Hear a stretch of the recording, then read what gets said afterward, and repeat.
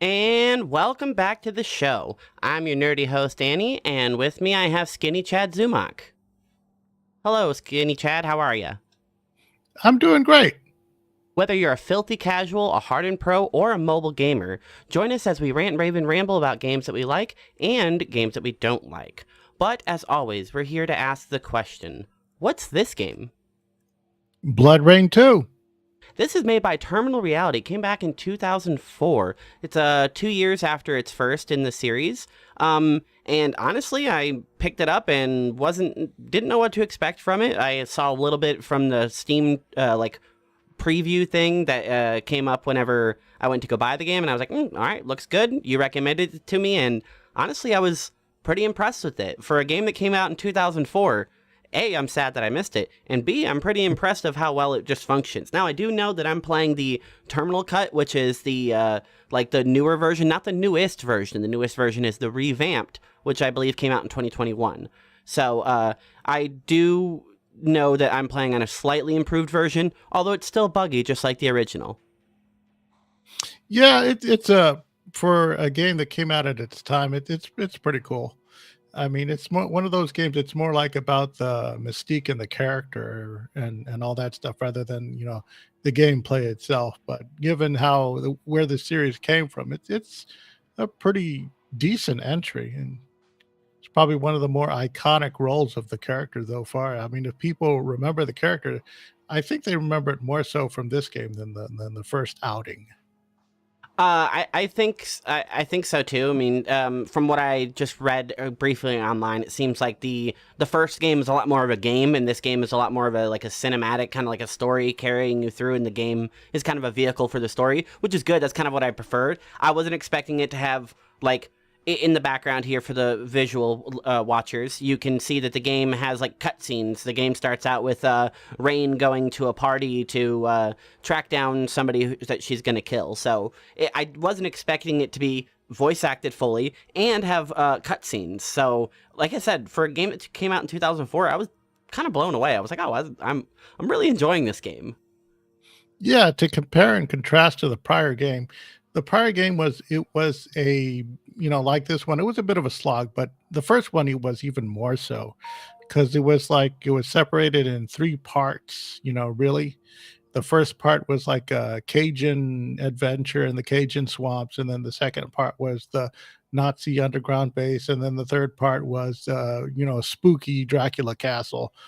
But of course, the marketing only told you about the second part of the game, so that's what everyone thought it was. So imagine the disappointment of like, wait a minute, I have to slog through the Cajun swamps for like an hour or two before I get to, killing SS officers and stuff like that. And it was, I mean, it's pretty good. The first one was more of a maze type of game where you had to seek out your objectives within a sort of structured map, and it was a bit, it can be like concerning if you didn't really know where to go or how to get there. And this was before you could press a button for a little guided icon or an arrow pointing you which direction. You Oh just yeah, had a basic idea didn't have a of bunch of where. like waypoints and stuff pointing you Yeah, everywhere. you had like a basic idea where you could like sense the aura of your objective, and it just pointed you to like it's either to the west or to the north or something like that. And getting there on your own, you pretty much had to figure it the fuck out. This one, it's more linear gameplay where the levels are very linear. There's no exploration, there's no finding secret what Are you have saying in you. the second game as opposed to the first game? Yeah, in the second game it's linear. Yeah, very. There's not a whole lot of not a whole lot of exploration. There's not like there's pickups. There's no collectible. There's not like a bunch of audio logs and stuff laying around. Yeah. There's not much to explore, sadly. Yeah, it's more of a straightforward, get from point A to point B type of thing, which in some instances can be pretty refreshing, like a nice linear go through. It's more like I describe it as a really big 2-hour episode of Buffy the Vampire Slayer type of thing. It's the setting, in my opinion, serves the character more because it's a modern setting as opposed to the other one. It was more of an old timey setting Mhm. taking place during like the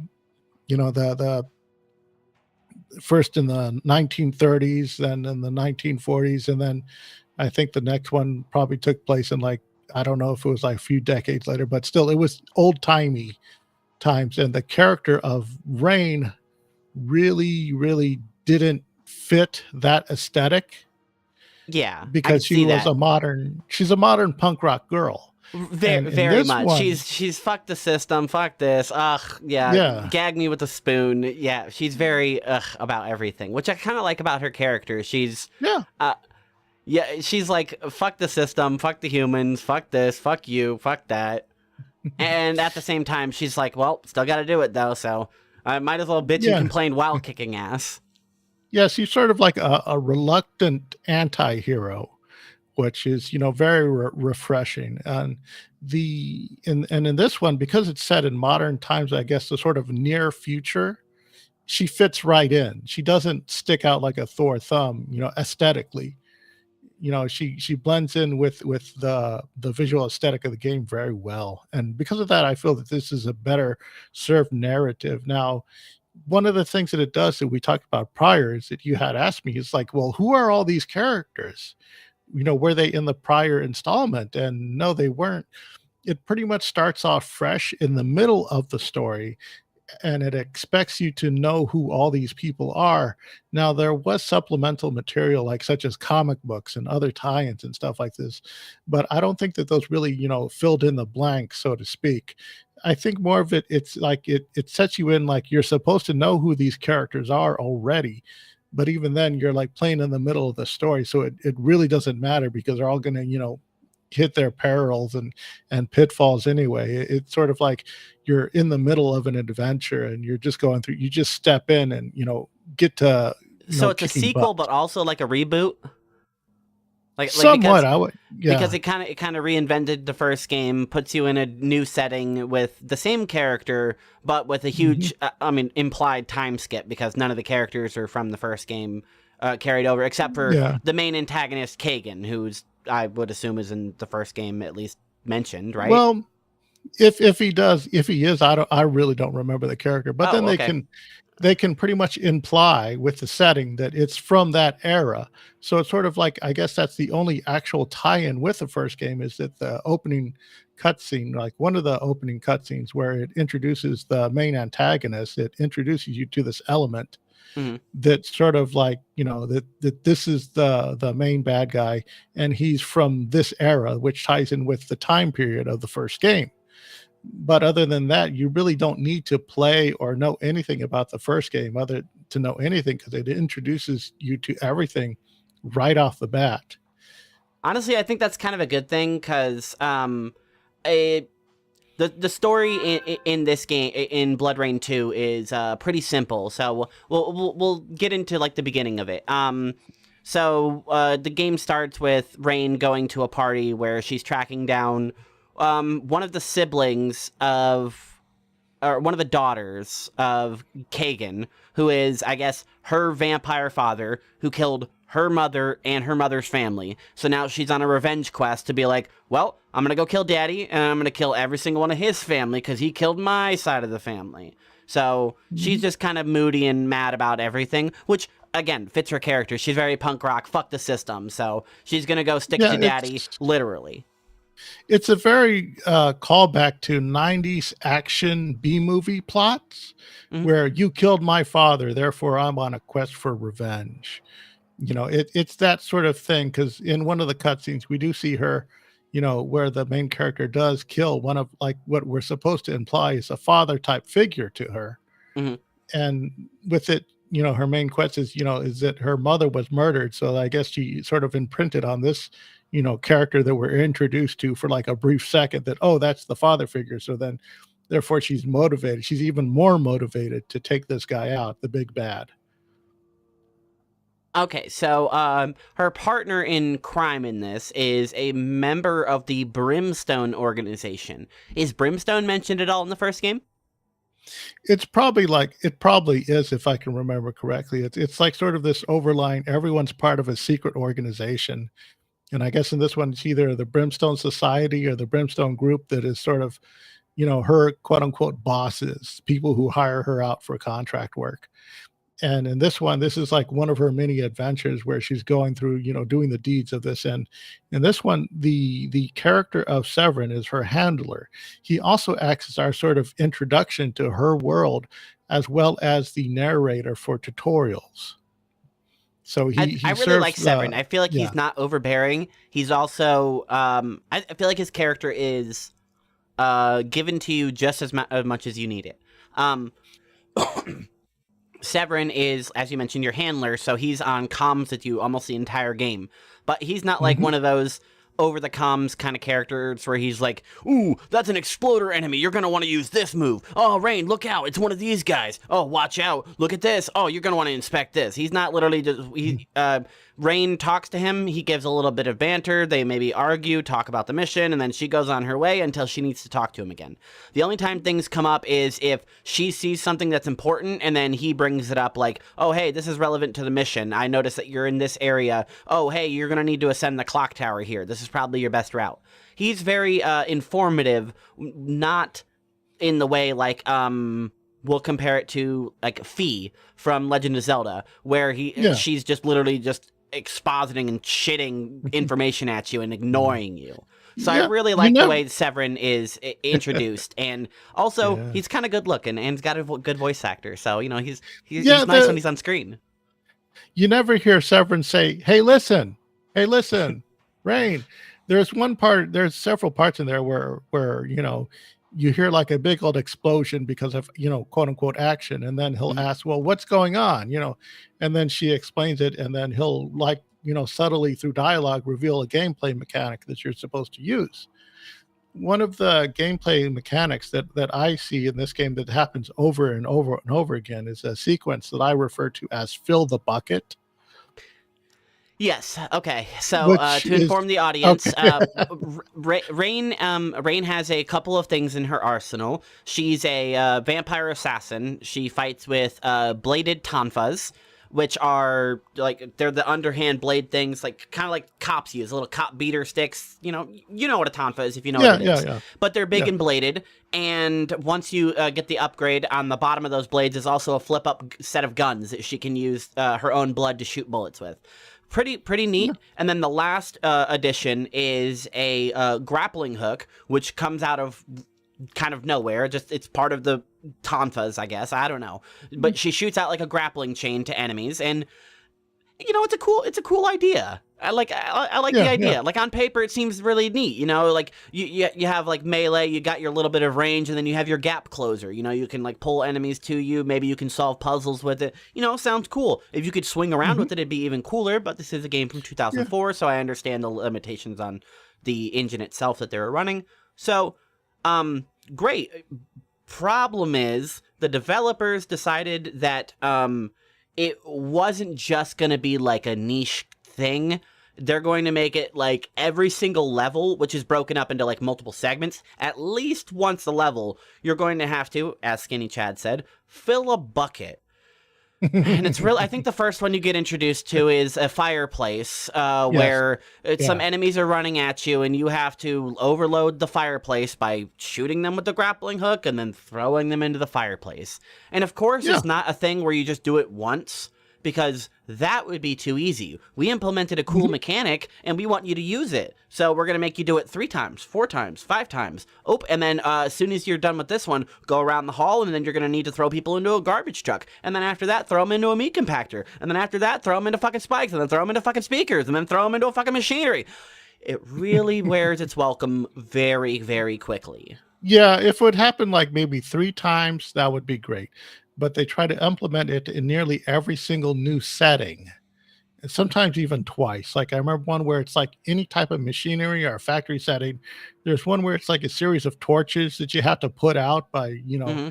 throwing people onto them, and there's always some obstacle that the only way to clear it is to fill the bucket and make whatever is impeding your path explode, because that's the only way to do it. And it becomes tedious, and I can understand where this is where like a lot of people get frustrated. I understand you got very frustrated with this when I brought it up to you during the research and development phase of this episode. More specifically, there is a segment in the game where you're ascending a vampire tower that's gonna shoot a big cloud over the city so vampires can walk around in the sunlight because, sunlight, vampires, obvious, do the math. So you have to ascend the tower, blow up the machinery, and, shut down the tower before it can shoot out this cloud. There is a segment where a brute enemy comes at you and he's got a big hammer, and it's, not a big deal. Like, you've dealt with them before. You can just easily dispatch him. No big deal. He's also got two guys that constantly run to back him up. Really not a big deal. Like, on paper, that sounds like an easy fight. The problem is the machinery in the room you got to throw the two guys at while dodging the big hulking guy. Well, why don't you just kill the big hulking guy? Because they decided that this one part of the game, they would put a gimmick into this thing, which they decided to do to make it more interesting for these fucking fill the bucket parts. So they decided that each of these machineries that you have to break are protected by an invulnerable shell that the hulking guy has to come over and smash. And guess what? Only one of his attacks will actually crack the shell, despite the fact that he does an overhanded AoE super Hulk smash hammer, literally over the head, double-handed smash with his hammer. That doesn't break them. No. Whenever he backhands it lightly with his hand, that'll crack open the shell for you. And guess what? It's RNG, so you better hope that he decides to do the little backhand thingy instead of just charging at you, repeatedly poking you with his hammer, or doing the overhead smash thing, which you can't dodge out of unless you perfect dodge, and then you're just going to slowly chip away your health. And he's faster than you, so you can't just walk around the room and eat enemies, because if he does the overhand smash thing, he's just going to knock the enemy out of your hand. This part really pissed me off, and put together, I was kind of annoyed with all of the fill the bucket segments up until then. I was like, ugh, this is annoying, this is annoying, this is annoying. One of the harder ones that I read online is the segment where you're in the club, or you have to throw 4 enemies simultaneously into the speakers, and there's only 4 enemies, and you have a limited amount of time to do it. It's a little bit frustrating because you are confined to that. The problem with the segment that I was having is it's glitchy. I literally have clips. I didn't pull them because I didn't feel like it, but I have clips of me fighting this guy, and I would he would hit me with his hammer, and I would just fly into the ceiling, and then get trapped onto a 2-pixel wide gap on the wall, and just be floating there, and not being able to get up or recover, while the enemy would just kill me, and I couldn't. And annoyingly, there's not just an escape reload checkpoint. There's a restart level or quit to main menu. So I have to wait till an enemy kills me so I can reload the checkpoint to try this. And at this point, I've failed, and I've failed, and I've failed, and I'm thinking, am I doing something wrong? So I kill the big guy, and I'm like, okay, maybe there's another solution for it. And they just fucking send another one. So it's not like there's no way to do this other than the way they want you to do it, and it's RNG based, and it's just overly frustrating. I actually had to just go and enable God mode, because I was at the point where I'm like, I'm not having fun with this game anymore. It sucked away all the enjoyment out of it. I don't even want to play this game anymore. So I just turned on God mode, and I left it on for a little bit after there, because I was just like, I'm just done with this. I'm not having fun anymore. It got to the point where I was enjoying the game again. Once it got towards the end of the level, and you're actually chasing down Kagan, and you're in the vampire apocalypse, it kind of got a lot. I like that part. It just this one wall. It combined all of the worst parts of the game in just a repeated one room segment. And aside from that, that was my really big gripe on the game. The parkour is a little clunky, the combat's a little clunky, everything's a little clunky. But that segment was fucking broken, and I was like, no, I'm just gonna cheat. I'm just gonna cheat. I'm sorry. Yeah. Tell me how you really feel. It's I understand. I completely understand that. That's one of those things where I guess they sort of got a little bit too ambitious with their mechanic, and probably, threw in too many, variables that probably didn't need to be there. And I totally can understand people either skipping that scene in its entirety or what have you. It is there are some parts that are very frustrating. How do you feel that the parkour and the acrobatics, how do you feel that was implemented in the game?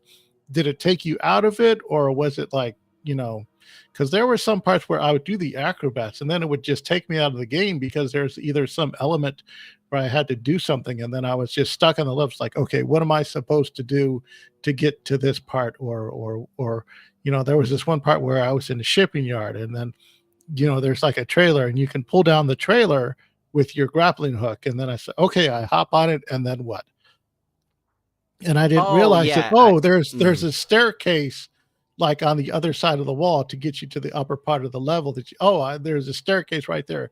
Then why the hell am I dragging down this trailer for? It's like, little things like that can get really irritating. That I think is more of a design flaw than anything else. The game's not perfect, but what it does well, it does well. If you're really good with the combat and stuff like this and the grappling hook, and you're very practiced in that, levels like the speaker level, you can get through those in a snap, because Hmm.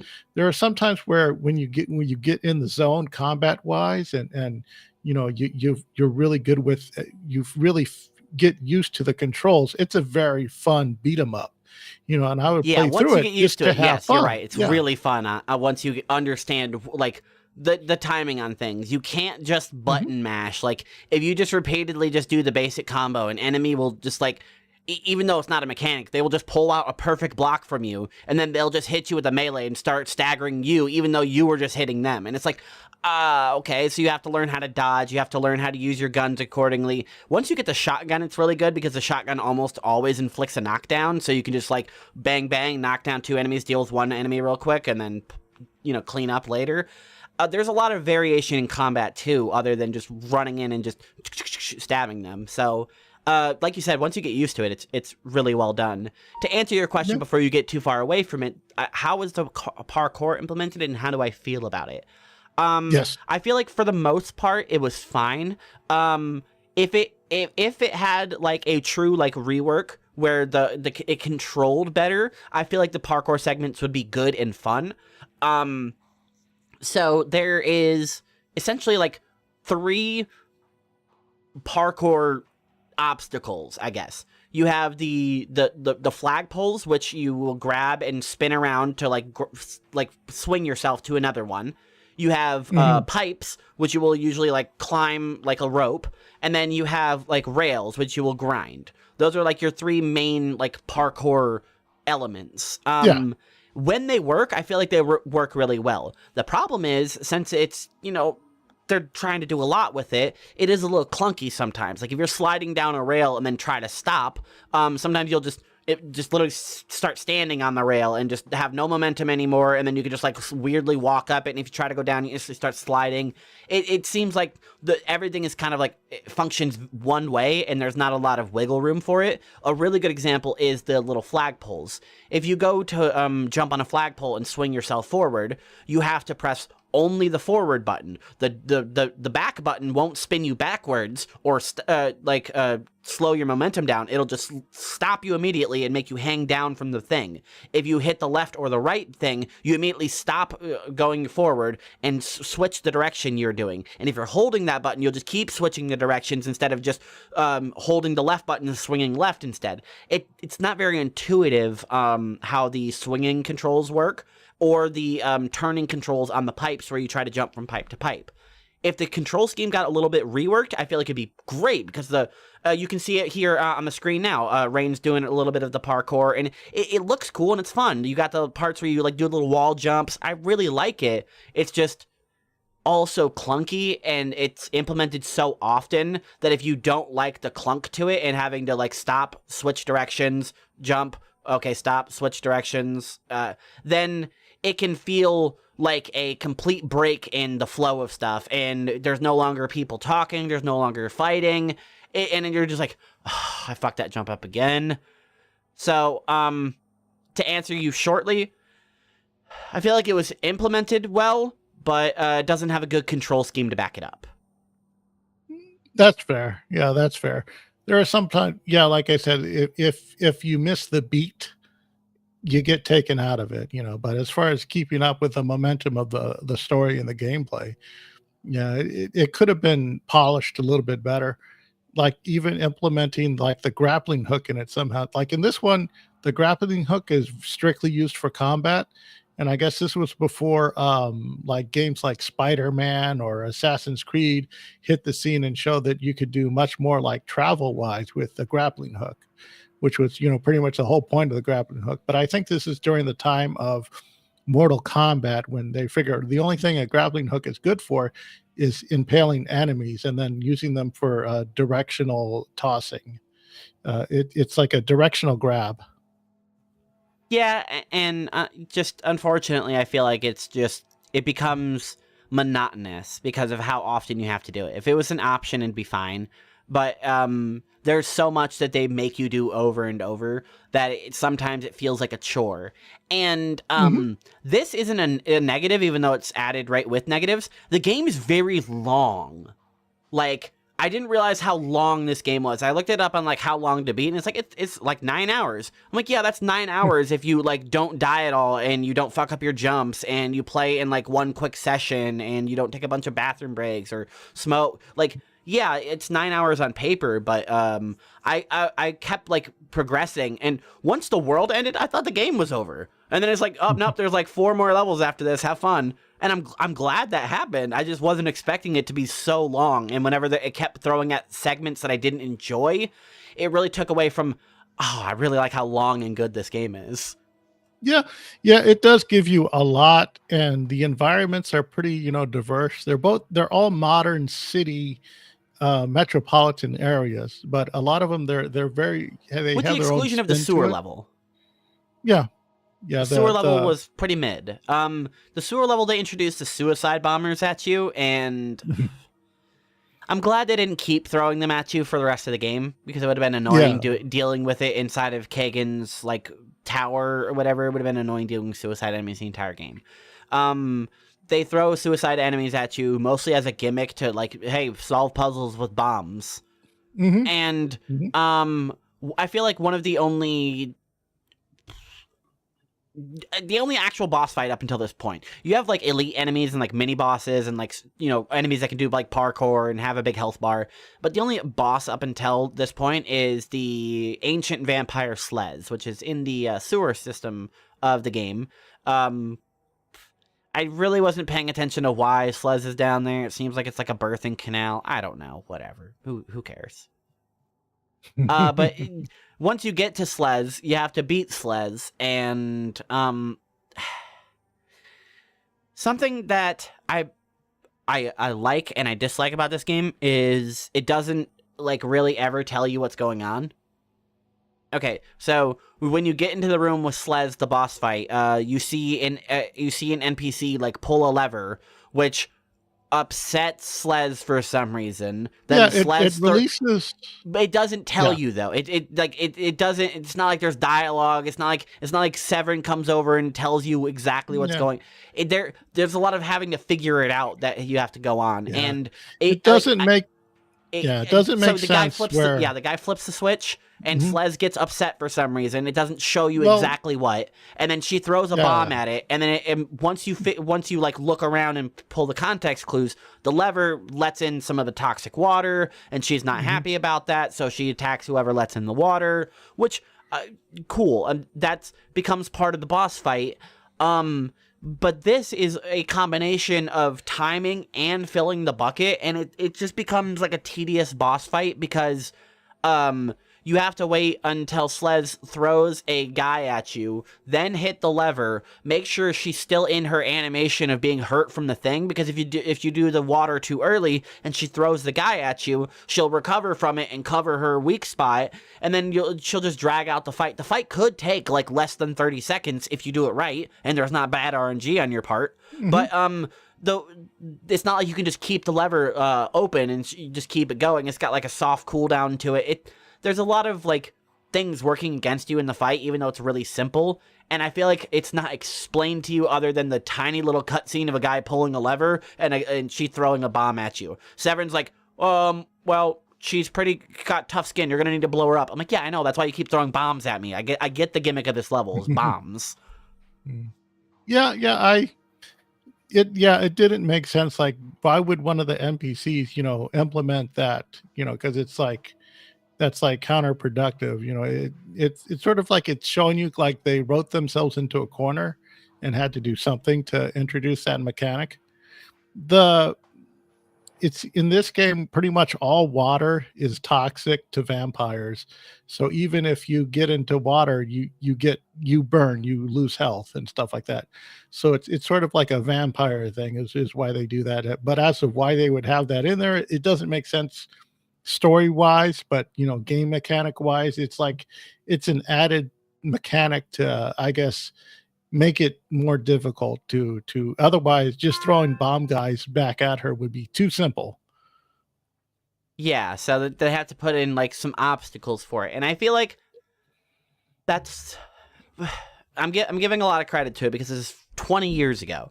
20 years ago, I feel like that would have been fine, but you wouldn't get away with that now, where it's just like this isn't a boss fight. It's a list of check boxes I have to make sure the boss can lose health. It's not like I can actually do anything else. It's just it's worse than like Legend of Zelda, where you have to do something 3 times and the boss dies. Like, it's just, I didn't like the Slez boss fight, even though it was like it looks cool. It was a nice staple. The problem is, I have with it in the story is it's such a just a like a passing thing. You're just running through the sewer and you're like, oh hey, ancient vampire, boom, boom, boom, okay, I killed you, bye, and then you just keep going. It's never really brought up again. You see Slez later on, like a picture of her, but that's about it. There's not nothing. Nobody cares that she's dead. Nobody's mad at you. Yeah, it feels like there's more story there that could have been explored or expanded the universe a little bit, and they just just rode right past it. Like, like underneath the city there's this ancient, gigantic vampire, and other than she's just there, we don't really know anything about it, and it's not implemented. They bring her up in the story like later on, like, oh, so and so killed Slez, and the other characters really don't care. It's like a passing thing when it could have been a deeper lore thing that could have explained the diversity of the vampire mythos, and really brought a lot to the story. But it was just like a missed storytelling opportunity. Maybe they had more to the story and they were just simply cut for time, because like you said, the game is really long.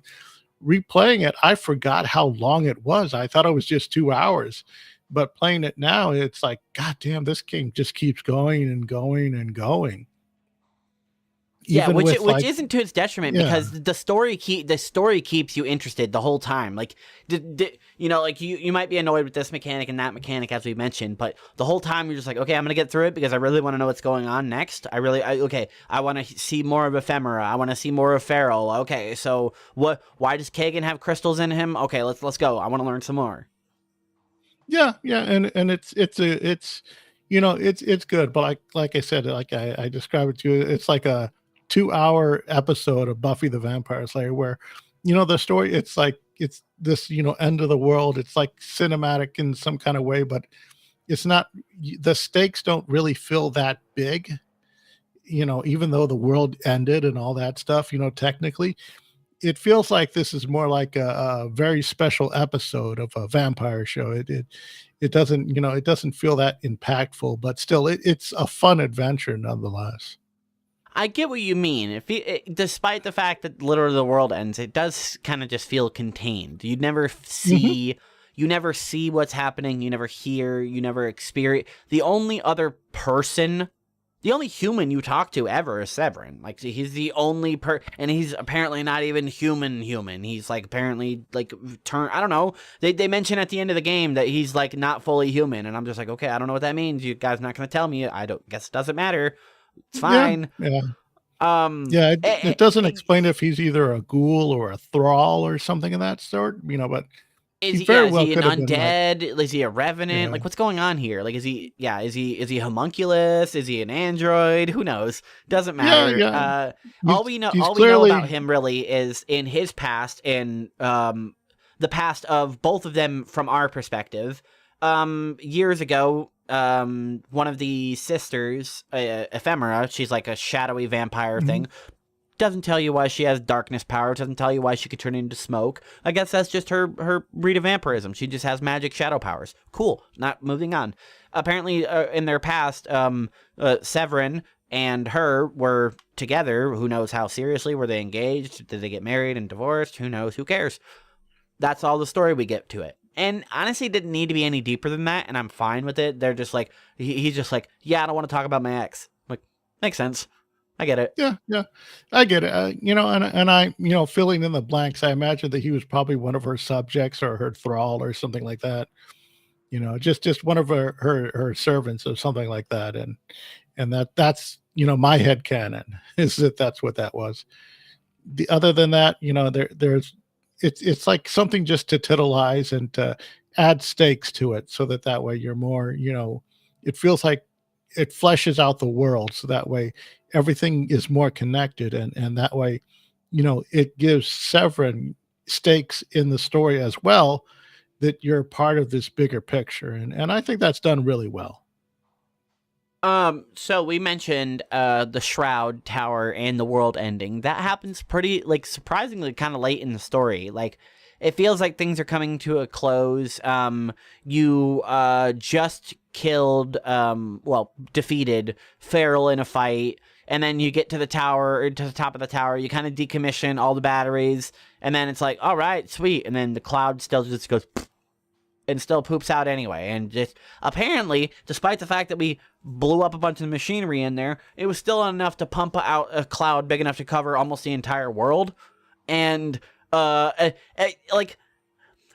almost done comically, where it's just like the next day, and you and Severin are in the park, and he's like, yeah, so it's kind of crazy how the world just ended in like 6 hours, right? It's like, what? You're not going to show any of that? You're not going to tell me what happened? Like, there's no news stories, no cutscene, no vampire hordes running through the city, not.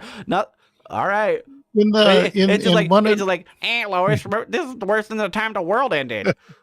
Yeah, in one of the cutscenes, I think the thing is that Feral, her tower was like one of 4 towers in the city, and as far as we know, in this the city encompasses the world, so that's pretty much the barrier. As far as anything outside of the world, it doesn't say. It doesn't give you any inkling of what happens outside of the world, because the city is the world.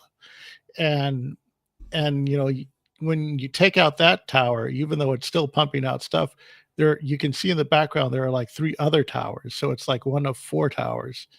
And as of why all the hullabaloo was to get to this one tower specifically, it's a neat thing. I don't know. I don't know how to best describe it. I guess it's just one of those, well, how did we not know about the other 4 ones, or were they not implemented? It's one of those things that no matter what, you're going to lose anyway. So just just have fun doing this one thing. Of course, I can't imagine having. I think we were only going 4 after the one we extra did because Feral was there. Yeah. I think that's the only reason we went after that one. Mm-hmm. Yeah, and the other ones were probably, done in secret or whatever. That there's certain ways to write it out, but it's very clear that no matter what happened, you won the battle but lost the war. That was always going to happen no matter what. And it was, rather fun, but it was interesting that, how once the shroud goes up, the entire world just changes overnight quickly, and everything just goes to shit immediately, where, bad shit starts happening, and nature and whatever it is just changes. Like as you go through the zoo level, everything just changes, magically overnight, literally, as the world becomes eternal night. Yeah, and I like I said, it's a little comical. I wish they would have like extended how quickly. Like, it would have been better if it was like a fall of like 32 hours or something, like a little bit of time, instead of just being like, well, can't believe can't believe we just walked down that tower and the world's already over. That sucks. I don't mind it, because it keeps the story moving. It doesn't hang a lot. It's like, okay, well, you failed that mission, keep going. And like Severin's even like, well, we could just like retire. We could find like a different part of the world, like maybe like it's chill maybe. And she's like, no, we're going to go kill my dad. And Severin's like, oh, all right, back to the work. Yeah, this leads to one of my favorite parts of dialogue in the game, is when you go into the zoo and you discover a new enemy type, which is the bugs. Okay, so the zoo part is really cool. Like I do like it. It's the first level after the world ends. You're just in like whatever Central Park version of this town is. You're just in Central Park, and you happen to have to cross through the zoo.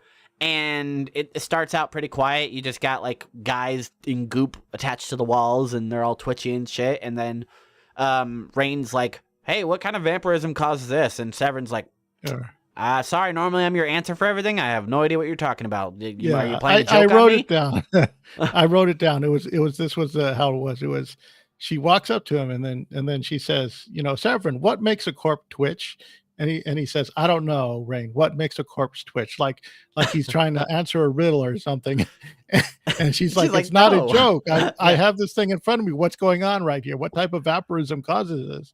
And it's such a funny little thing. It's like it's moments like that draw me back into the story. And it's like, okay, I'm here for the long run now because this is so endearing and fun. It still has fun every now and then, aside from the thing. And one of the things that as that dialogue brought me in, something that kind of brought me out of it was when you go to the office building, and for some reason the NPC, the enemy dialogue for some reason is turned up like 200%. And you keep running, guys, like everybody has like the deep New York accent. They're all I got my super shoes. Oh my god, yes. Everyone is just talking about their super shoes and talking about like, we're looking for a hot, red-headed, big-titted dampier. There ain't like 30 of them. And they just keep saying these lines over and over, and it's comical. They're just like Joker running at you, just constantly just quipping at you, and it's just every one of them. They're just like, they look like they're like they're a bunch of metalheads, turned it's vampire. Mad Max type villains, and they're coming at you, and every single one has like some variant of dialogue where they're referring to super shoes, like, oh, I got superpowers, I got my super shoes on. And that I hear that line of dialogue over and over and over again as I'm passing through the level. And it's, it's rather, it weighs on you after a while. It's like, why did they choose till now to turn up the dialogue? Because before then, you really don't engage in any kind of dialogue with the villains, they're just fodder that are thrown at you. And then through this one, it's like all of a sudden. Yeah. Or whenever you kill them, they're like, you got me. Ugh. Yeah, they don't talk much. There's like, background, like maybe before you storm a scene, there's probably some background dialogue. But other than that, they really don't talk. And then when they do talk, they're, oh, my super shoes.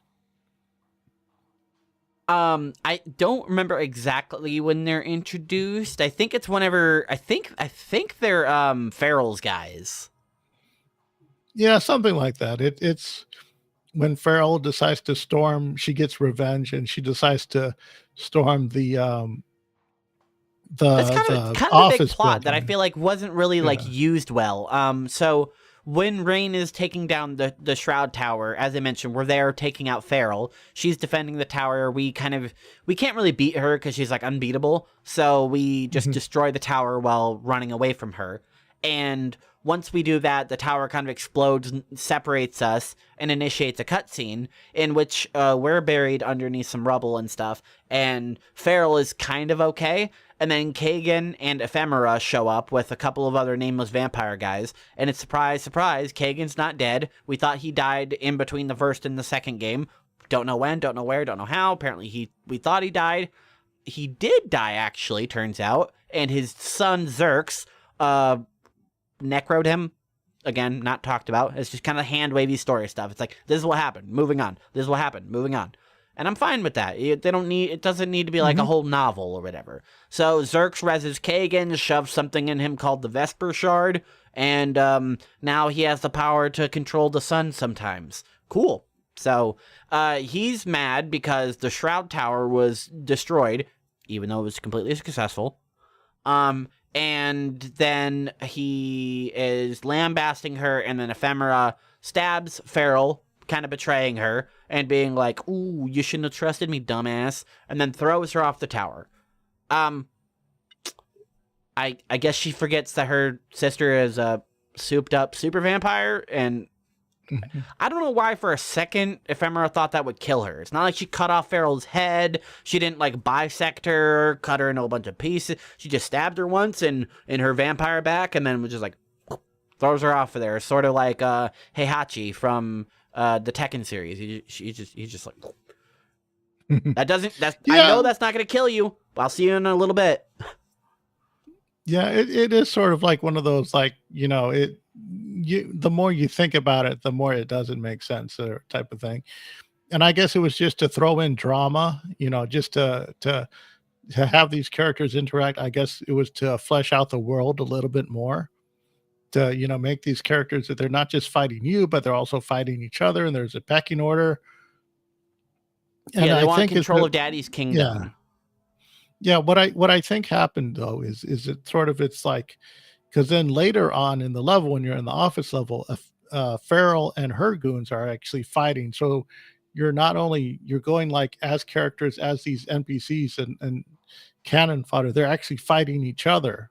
And that's what I And was trying to bring up. I feel like that's underutilized. I feel like they could have done a little bit more with Rain being like, okay, hey, you wanna fight back, like team up a little bit. But nope, she's like, oh, hey, Farrell is fucking things up. I guess I'll just fuck them both up. yeah, yeah, because the tower is inconsequential because they still get the shroud up anyway. It's just her tower is down, and there's a pretty good excuse because one of the other daughters, which is BloodRayne, came in and fucked it up. So she's not completely faultless, but it's implemented for, quote unquote drama. So, and also I think they sort of needed Farrell there so that way they could implement the new weapon, which was the sun gun, to show how powerful it is by having a character as powerful and unbeatable as, Farrell get, one Just literally shot. one shot. Yeah. Hmm. What the first time we see it as we're coming towards the tower on some helicopters, but it's not really explained what it is. It could have just been like a gap in the shroud that like showed some sunlight, whatever. But yeah, the first time we really get an exact demonstration, Farrell's running up and then just go deleted. Yeah, I gotta admit, I almost I busted out laughing at that scene because she's brought up as a super duper big bad, invincible, She's fast, she's character. strong, she apparently can Yeah, heal from blade wounds really easily. Yeah, yeah, no big she's like, deal. and then she gets out there, and then she gets one shotted like right away, and it's almost funny. It's those little. It's like the what makes a corp twitch moment where it's this, you have like a little bit of cheeky fun, cheesy fun in between your, brutal scenes. So that way it's not 100% grim dark all the time. And I like that. I felt it was a nice touch, as Garfield would say. Yeah. She does get one shot, and it's by Zerx, who is kind of controlling he built some sort of cannons that will part the shroud and make the sun kind of magnify itself, localized wherever it wants. So it's essentially a targeting laser for a sun orbital bombardment. Hmm. Um, really neat, actually. It's a pretty cool thing. And as I mentioned, it's just kind of hand wavy. They have a thing Yeah. called the Vesper Shard that can do this. So Yeah. you got to stop him, because not only does he have an army of vampires and a shroud that can make them do whatever they want, he can also smite down anyone that happens to turn against him instantly. So Yeah. yeah, he's kind of a big threat. Now Rain finds out that Kagan is alive. She's totally reinvigorated. She's like, okay, cool. So I'm gonna kill Farrell again, because apparently it didn't work the first time. Oh, never mind, she's dead. Gonna go kill Ephemera, because we don't like her. She's kind of been the actual antagonist the entire game, which I feel like they could have used her a little bit better. Like, Ephemera has the ability to kind of just materialize, and she the only time she really uses it is to tease Rain in the subway a little bit. Yeah. And that's like not really a part that's like a part that's a cutscene. That's not really a play mechanic that we're shown. It would have been neat if they had like the scene where you chase her through the subway and then you hear these bits of dialogue as you're chasing her down. But Right, that and the only doesn't way to see her happen. is with your vampire vision that you can toggle on. They could have made something out of it, but I Yeah, felt like yeah. they kind of underplayed Ephemera. They really played her up in all the cutscenes and stuff, but as far as fighting her, it was really underwhelming. Yeah, yeah, it kind of was because you just knock stuff down, and you just like get rid of all of her, shadow zones, so that way she's then vulnerable to, And as and far as the it fight goes, she fights almost exactly like one of the like souped up kestrels. She will like hit you with a couple of blade attacks, and then she'll do like the diving spiral thing, which will almost one shot you even through your guard. So all you have to do is just stab, stab, stab, side dodge, stab, stab, stab, side dodge, stab, stab, mhm. stab, side dodge. Oh, I have enough for my 1/1 ability, which is like my super knives, and then you just stab, stab, stab, dodge, stab, stab, stab. She's kind of was like the worst fight in the game, and it's sad because the one thing they did to make her like interesting is like you said, you just hey, here's some totems, go destroy them before you can actually do any damage to her. You can do damage if you want, but she's just gonna heal in like 1 second. So Yeah, yeah. just run around, avoid her and the minions, just stab them, kill the rocks, grapple one thing down. All right, now you can kill her in a matter of seconds. Yeah, it's a bit underwhelming. It could have probably been fleshed out a little bit more. But I guess that, at this time you're probably already in the game like 4 hours, so I can understand that they'd want to rush through that. The Yeah, one I of just the wish she had like. I wish she wasn't just like. The problem is like Slez is a whole like room fight. The last fight of the game, it has a little bit more going on to it. When you fight Zerks, it's a whole big deal. Whenever you fight Ephemera and Feral, like Feral is just running at you and you just run away from her. And then whenever you Yeah, fight Ephemera, it's just, oh, hey, I'm just a yeah, Kestrel. I'm just gonna do Kestrel moves at you. Or one of the other yeah, Dampiers. Like I'm gonna. mhm. They could have given her gun. I don't know. They could have made her do something. The only thing Ephemera had like different is that whenever you were attacking her, she could do like that shadow step and reposition herself to get iframes. That was about it. Yeah, the Feral, each one had a sort of unique mechanic to it. Like Feral was, invincible, and you had to, damage the environment. And this one, it was sort of, the same way, but it was sort of underwhelming, like you had said. One of the things that I liked was when you went up against Xerxes in his meat suit. Yeah, That that was was probably interesting because, that was I think probably one of the highlights of the game. Honestly, Mhm. I'll let you go ahead. Why was it Yeah, interesting for that you?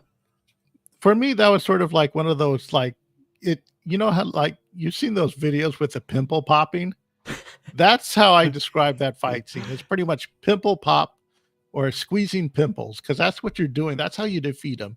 You defeat him by squeezing his little pimples, because he's got like this meat suit and it's got like vulnerable areas. And then you have to pop the caps off, which is like you're clawing off a scab. And then you have to pop the pimple by using your grappling hook to then hit that vulnerable The area one and time it's pull used in out a combat. little, like some type of what is it, like a cyst. You have to pull a cyst out of his body to, to take it. And it's gross in the right kind of way. And it's pimple pop the level, pimple pop the boss fight. And it's hilarious. Now, I was still in a little bit of a dour mood while doing this part of the fight because the segment before it was just kind of a hassle. Getting through the Yeah. tower was just kind of annoying. So once I got Hmm. to him, I was just like, all right. I walked around the arena and I found one of those vampire layers which gives you the full health. And once I walked out of the lair, I realized, oh, the boss can't get in here. He can't shoot me. He can't do anything. All he can do is send like minions at me, and all the minions can do is walk up to me. I hit the eat button and get free health, free ammo, and free rage. So like, what is this boss fight? All I do is just camp in here and just wait till the guys run at me, give me ammo, peek my head out, shoot the missiles at me from my newly acquired missile launcher ability, blow up in his thingies, just sit there for a couple more minutes, wait till people... Like, I just cheese the boss fight. Like, I imagine if you were out there actually fighting him, dodging the sun rays, watching him smash you and shooting you with blast, it'd be pretty fun fight. But I was just like, I'm just going to stand in this room. I'm just going to wait till he gives me bullets, walk out.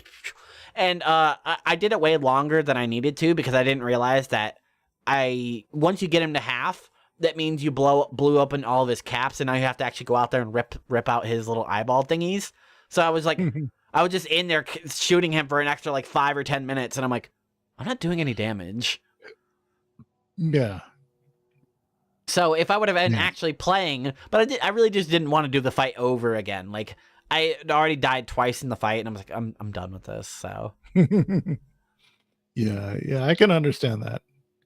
the fight was good. I think it's the best boss fight in the game. It's actually a boss fight. It has a whole like 2 stages to it. There's a boss fight arena, completely new mechanics, new enemy, and he sends minions at you, so you have health and ammo. It's like an actual proper boss fight.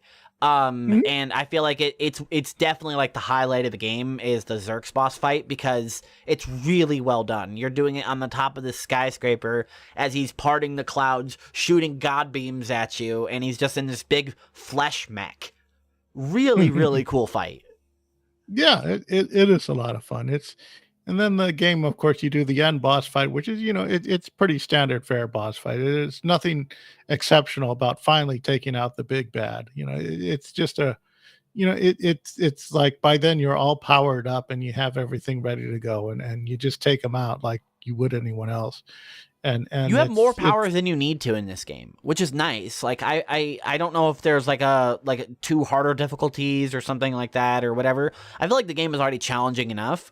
Because enemies, if you play sloppy, enemies will and can kick the fuck out of you. They will repeatedly beat the shit out of you if you mispress things, if you don't dodge well, if you're not positioned. You could just lose to a group of 4 regular guys because you can't get in a block. So I really do like that because it keeps combat constantly interesting even when you're fighting just regular dudes. Yeah, and they're not completely like vulnerable. Like if you have like a group of 4, it's easy to take them out if you just do the feed mechanic and then do a quick kill and insta kill. But some of them can have weapons where the quick feed thing, the grab won't implement, and then they'll you can only grab them from behind because if you grab them in the front, they'll throw you off and then get a free hit on you. Yeah, and if they have like blunt weapons or swords of some type, then they're able to defend themselves from the front. But if they just have regular guns or their fists, you can just take them out like super quick. But then there's that thing where if you do that, then you can't really feed off of them or replenish your ammo. So it's like a nice balance. I really did like that mechanic. Like after the first 20, 30 minutes of the game, I was like, are you kidding me? There's not like health pickups. There's not like fucking energy. Okay, I just have to stop fighting constantly to eat guys. And I'm like, actually, I really do like this because there's 3 resources you have to keep manage of if you're going to like be a really good player at this game. You have to manage your health, obviously, because if you hit 0, you die. You want to make sure you have health. You also want to make sure you have health because if you run out of bullets, then your bullets will eat your health, and you can only use so much of your health before your gun is completely out of ammo and you're almost out of health. So you have to manage your bullets because you don't want to use your bullets or you use your health for bullets, and vice versa.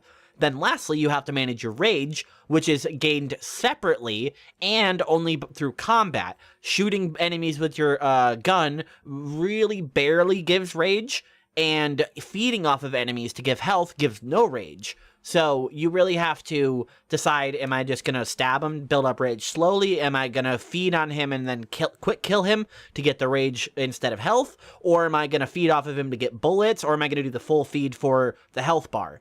So even though it's like simple on paper, I really like how much of a core mechanic Rain feeding is because you have to manage all 3 of your resources just by feeding. There's no pickups, and I really like that. Yeah, that is interesting. There's like none of that, none of health stuff around you. Like I said, there were no collectibles and stuff. It's just linear game. It's just straight linear combat and then boss fights and acrobatic scenes and stuff like that. It's a nice mix of it. It could use less fill the bucket mechanics as those get old fast. I feel like if there was just a unofficial patch for this game, what it should do is fix the zones where you can get infinitely stuck, and then just simply make it so all fill the buckets are reduced to 1 or 2. Yeah, that would be a fun little thing, so that way and it's, on, and you can like scale it on like harder difficulties where you have to do it like 3 or 4 times. But there's sometimes where, it just pulls you out of the experience. And it's fun to get lost in this little world where, you're a vampire doing cool vampire shit in this world, fighting other vampire thing. It's a fun thing. It's the world of BloodRayne is really fun in a way because she is this, iconic character. And stepping into the shoes of BloodRayne is it's really thrilling because, I mean, her in the era that she came out in, I think it was her and Laura Croft were like the top badass babes, the double dual wielding women of the video game world.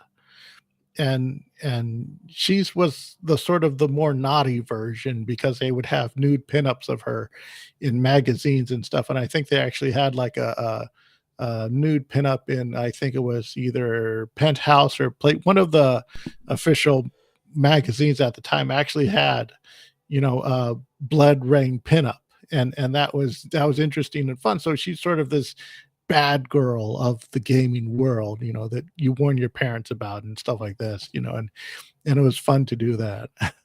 Yeah, for the people watching the YouTube video, you can see Rain in the middle of us right here walking around. Her outfit is very skimpy. It's like a bunch of leather. It's black and red. And over here on this screen right here, I mean, like even the like official art for it, she's wearing this dress from the first mission, and like it's classy, but it's also skimpy. I mean, there's a whole bunch of cleavage right here. It's nice. It's nice promotional material. So, did you play in Juggy mode? I don't know what that is. That sounds awesome.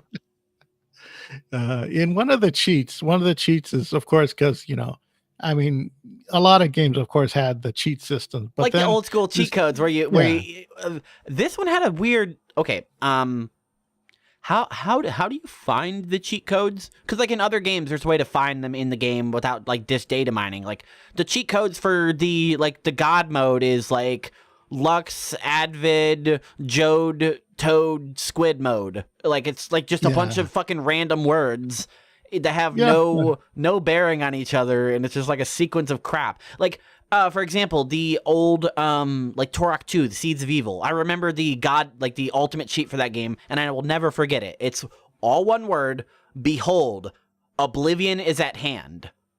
It's just one word: behold, oblivion is at hand, and it unlocks literally everything in the entire game. It's like the master unlock cheat. How people found that out, I don't know. Well, this was from an era when the developers knew that you were going to cheat, and they actually implemented cheating into the gameplay somehow. I think it was either Duke Nukem had a scene where if you get to a certain area and you could only get there by cheating, and there was a special message saying, you can only see this if you're cheating. There's like secluded areas. There's like areas, I think it was Postal 2 was famous for this, where they would implement cheat codes. And once you used them, there would be a message saying, it's like the cheat code is I'm a cheating piece of shit, or I'm a cheating cheater who cheats. And you get that, and you just get the hilarious, cheat messages and stuff like this. And it's sort of, you can like play through cheating, but then it sort of incentivizes you to play without cheating, because then you unlock like everything honestly and stuff like this, and it's more rewarding. But the system is still there for people who just want to dick around. And with this one, I think what the master cheat is like something like want this taint reality, or want this dark reality taint queef. And you up to that, and then has like all the modes, the God mode: unlimited rage, unlimited health, unlimited blah, blah, blah. And one of them is Juggy mode. If you remember during the first scene, when Rain walks, she's not walking down the stairs, and it's not a cut. It's like a cut scene, but it's an in-game cinematic cutscene. And you can see her walking, and you can actually see her jiggling, because that's another thing this game has, is jiggle physics, which was sort of in vogue at the time. and you can implement juggy mode, which upgrades her to double D's. So she actually has large breasts in this thing. And whenever I played, I always turn on juggy mode all the time, and that was sort of the thing at the time where you give her like it makes her knockers like huge. No, but I will definitely check that out because surprisingly looks pretty good in this game. Yeah, I mean, Not like there's overly like angular, which is nice. yeah, there's like a lot of stuff like with costumes and stuff like this. You get all these fun costumes here and there. There's this one called BloodRayne where she's like all black and she like has all this stuff in her.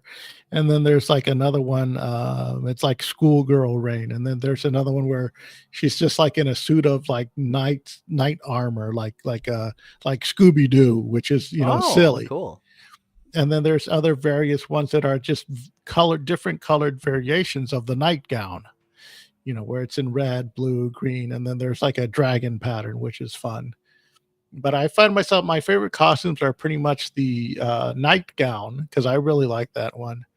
And then the BloodRayne character. And then I think there's like a cowgirl Rain where she's got 6 shooters and she's got like a cowboy hat on.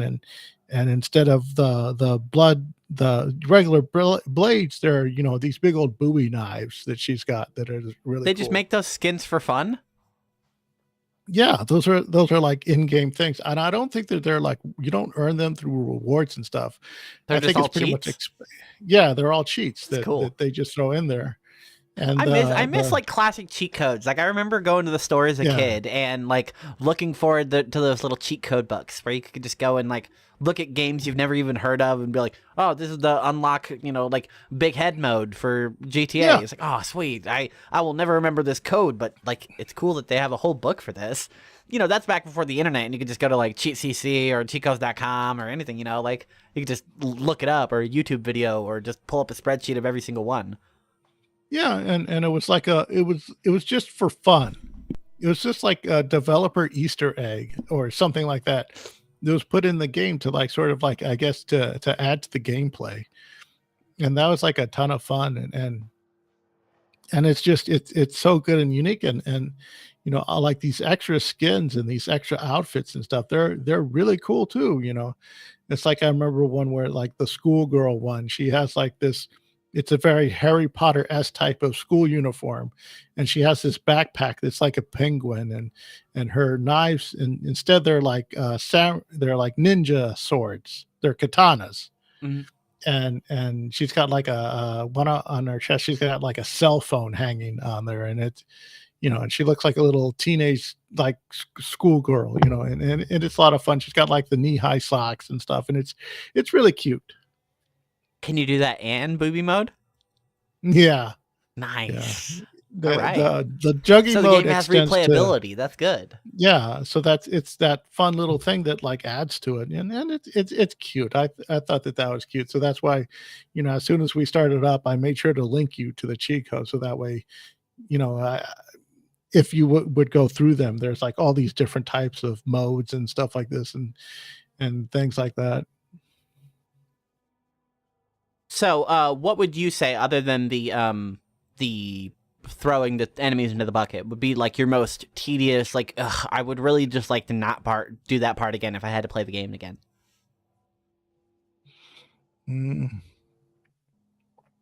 Other than that, there's a lot of like the acrobatic puzzles. Like, there's a lot of puzzles there where you're just in an empty room and you don't know what to do next, and there's not really any clues. And it's like, it's like, because you're so used to using these puzzles to unlock a door, and then there are some times where the door just is already unlocked and you just got to walk through it, but you don't know that already because you're expecting a puzzle and stuff like that. So I guess less puzzle work, and more just straight up action. Yeah, I wish Severin would help you a little bit more. Like, if you're taking too long, he could just tell you. Like, if this is your first time and you're smart and you could just use your gamer instincts to just go through something that was supposed to be a puzzle, but you just kind of figured it out intuitively. But if you walk into an area and you don't know how to do it, it would be nice if they didn't just like pan the camera to one thing and be like, all right, that was the only hint you get. Now, granted, with your like vampire vision, you do sort of get like the BloodRayne logo as a sort of waypoint. It'll generally point you towards your objective. Problem is, if it's just an objective to be like, go that way, it doesn't really tell you how to get there. It doesn't tell you what you need to do. It's just like, it's up that way. Yeah, it's like the objective is the door. Okay, I'm at the door and it's locked. What they don't tell you is you need to kill enough enemies until the door unlocks from the other side, from the enemies coming out. Until usually a lot of stuff is like you haven't killed enough enemies to trigger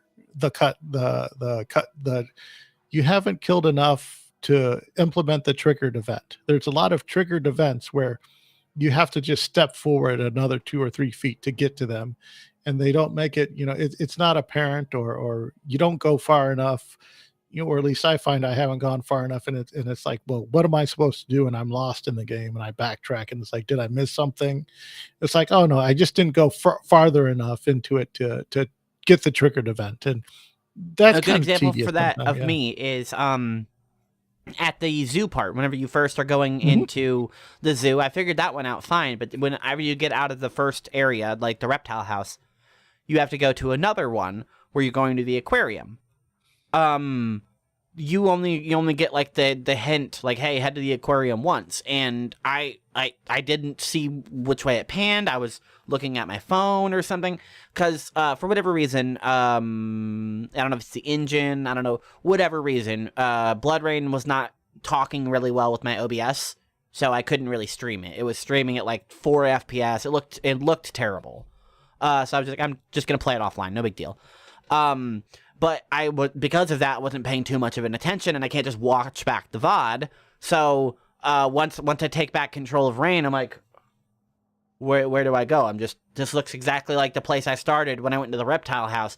And I can't get back into the reptile house, so I don't know what to do. And I just walked around the fountain for a minute or two until you walk towards the aquarium, and then guys come out to like let you into it, and it's like, oh, okay. Yeah. A lot of that is a lot of tedious, and I don't know if that's just bad level design, or if we're just not playing it the way that it's used to be played. If it's just an era, if we're just we're used to a different play mechanic. I think it's a combination of modern day games are very handholdy and like will spam the hey, are you ready to go? Hey, come on, follow me. Hey, are you ready to go? Like every 4 seconds to constantly remind you, hey, let's go. Keep moving. In this, they tell you one time, and if you didn't listen, what the fuck are you doing? Yeah. Why are you playing this game if you're not going to pay attention to what's on the scrine? Yeah, so like I do appreciate games where you can miss it and then like open your journal or whatever, and your character will be like, I've come across a door, and apparently I have to solve 3 locks. One of them is in this room. It looks like one of them is here. We don't know where the third one is. Oh, that's really nice. Okay, cool. I missed all of that because I wasn't listening, but I can actually read it here in like my objectives list, and I appreciate that sort of. The information's there if you need it, and you can just kind of use the journal to omnisciently walk through things, or just ignore it and figure it out yourself. Now this just like you said, it's just, I don't know if this is just a gripe of game design. I don't know if it's just I've been spoiled and handheld. Like one of my favorite games is Dead Space, where you'll get like an objective, and you have a map where you can see the objective on the map, and then you literally have a button where you can press it, and then it'll reorient your character and put a line on the floor that says, hey, go that way. I'm like, okay, that's really helpful. I don't have to use either of those, and I can just wander around and figure it out through context clues and learning the ship, but I have the option to just, boop, go that way. Maybe I don't want all of my games to be a big, huge challenge. That's why I've never really gotten into Dark Souls. Like, I don't want to be beaten up by the game I'm playing. Not really. Like, maybe a little bit of challenge, like, it's fine. Like, I just did Dead Space Impossible mode, and yeah, some of it was a real challenge. I almost died a couple of times. I did technically die twice, but because of a rework mechanic that just had, like, an instant fail, Like, if you walk into a room and shoot, the whole shit blows up and you die instantly. That wasn't in the original game. Didn't know. I lost instantly. I save scummed and rolled back. And then another section where I was walking through like an engine and there was invisible fire shooting out of the wall and I died because of invisible fire because the texture didn't load. Now, if I would have died to combat, that would be fine. I would have just accepted it and just lost. But you know, I like a challenge. I just, you know, would like the challenge to be presented to me fun. You know, I don't like smashing my head against the wall. And there was a couple instances in this game where I literally was screaming out loud because I was frustrated about the bullshit of this game. And it's hard to give that a pass because, you know, it actually upset me. Yeah, it's a mixed bag. And, you know, it's very clear that it's from a different area. I mean, the graphics hold up pretty well. I think it's got great, you know, scenery. The coloring is fantastic. It's grim dark and everything just looks, you know, like it's supposed to look. Yeah, the models could be updated a little bit, but you get the point. You get the point that Rain is this voluptuous character and that she's this badass bitch, even though, you know, it really doesn't matter that her face is a little wonky. You're staring at her from behind like the whole time. And you only need to see her from a distance anyway. But it's the point is that, you know, it's when it's good, it's good. When it's really good, it's fantastic. It's the best. It's a fun game. You get into it. There are these little elements that take you out of it, and those could be streamlined and maybe later releases. But as Yeah, if far this as, you game know, got like a good full, game, like a proper remake, I feel like this would be like maybe an all-timer because this game is really good. Like, Rain's a good character. I like the setting. I like the story. I really like the environments. Like, this game has so much going for it, and it's just a shame that it also has a lot taking away from it. But I when it comes to games that are now 20 years old, I easily can give them a point or two. It just because of like, oh, it's old, and if I would have played this when it came out, this would have been like on my list. I'd still be talking about this game if I would have had this in 2004, because this is a really good game. Yeah, it's fun. It's that classic type of fun that you could get lost in it, and it definitely has that replay of value. That, you know, that's why it's good that it's got those little cheats, so that way you could just skip to your favorite part and just play that level over again. And in There's some cases, always a you'll sort just of get lost in the story. Yeah. there's always a sort of like nervousness when going back to a game like from before 2006, you know, being like, ah, man, like old gen consoles, like, you know, is it going to be a good game? Is it going to be fun? Is it going to hold up? And I would say if you've never played BloodRayne, give it a shot. Play it on a console or play it on PC. You know, it's got a 2021 version. Buy that one. It looks great and it handles pretty well, especially for a keyboard and mouse. Like, a lot of games from 2004, you port it to keyboard controls and it functions like garbage. The only gripe I had for the controls is you control the camera, obviously, with the mouse. You know, you move the mouse left, right, up and down to move the camera, and you move with WASD to move Rain. The problem is if you're moving forward and turn the camera, Rain also turns with the camera. I don't like that when I'm running. I would like to be able to run and look behind me and look sideways, but that's just because I'm used to more modern camera setups where I can do that. That's literally my only gripe of the entire control scheme. Everything else, I'm like, I just need to get good at it. It is what it is. It's very fair. There's not a lot of like, I felt like, oh, I'm just like getting bullshitted in combat, unless I get stuck. So if you've never played it, go play it. And if you played it back when it came out and you're looking to do it again, go. It holds up. This game, it will be as good as you remember. This game is freaking awesome. I'm really glad you suggested this to me, because I never even heard of it. You said a couple of games and I was like, oh, yeah, I've heard of that one. Oh, I 100% that one. Ooh, I like that game. Ooh, I'm interested in that game. Never heard of this one. Cool. We'll do that one. Yeah. I whenever I play this game, like before, I would play it with, you know, keyboard and mouse. And when I revisited it for this episode, I tried it with a controller, and the controller was, you know, it was a little bit different, but it was still fun. I was still able to get into the mix, so to speak, you know, and get this stuff done and you know, and really sink into it. I'm sure with a little bit of practice, I could be like a lot better at it. But just for the episode, I had a lot of fun with this. It was a good fun to revisit. You know. I really, we didn't touch on it a lot, but Rain also has like a couple of powers. You have like a time slow and time stop, which is a great addition to the game. I just didn't use it much other than fighting the like the elite Dampier that could also dodge roll and stuff. That's the only time I really used the slow-mo. I feel like it would be good if it didn't drain your rage and it drained health instead. That would have. Yeah. I feel like that would have been a great thing because then you could, in theory, use your time slow and your damage boost and drain both of your things at the same time to get like more out of it. But that's just a personal gripe. I didn't feel like there was any problem really in combat. I really liked that your blood blades, whenever you activated them, yeah, it would drain your rage slowly, but it made you immune to knockdowns. So that was like really good for certain fights where enemies would just come and hit you in the back of the head with the pipe and knock you down in the middle of something. You just hit your blood ability and just be like, okay, I'm immune to knockdowns. Yeah. There's a lot of combos and moves in this that if you master them, they could get you could get really really good at this and juggle enemies and do all that fun stuff with it. A lot of the powers and stuff, I think they're very dated Mhm. because because of this came into the era of the Matrix and bullet time, and every single game had to implement bullet time because that's just what it is. I mean, look at the first Fear game. It had a bullet time button, and Yeah. most of the people that play it, they talk about playing it. They love playing it without the bullet time. They liked the fast and furious action, and just they didn't even touch the bullet time. They just had fun, with these fast enemies coming in and then shooting them up and everything being a rush.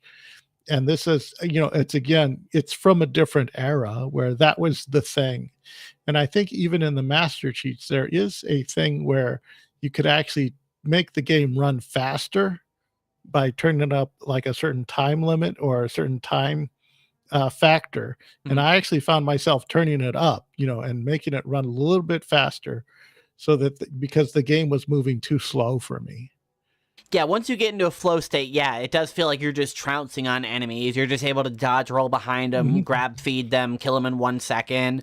Like you really get into a state of it. So I feel like that would be a good idea, increasing the enemy speed, because